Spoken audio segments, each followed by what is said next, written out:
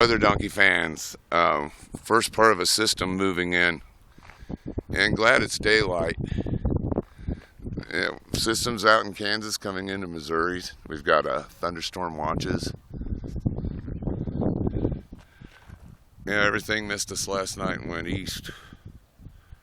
Went south, so yeah, we've been hearing a little thunder.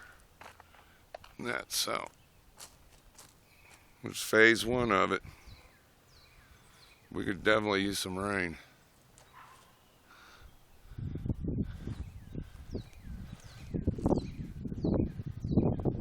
Oh yeah, we got a nice breeze. Oh yeah, real nice breeze coming in. Yeah, things are starting to cool off. Been about low 80s today and kind of humid. So there you go. When it gets interesting, you know it will. We'll be updating.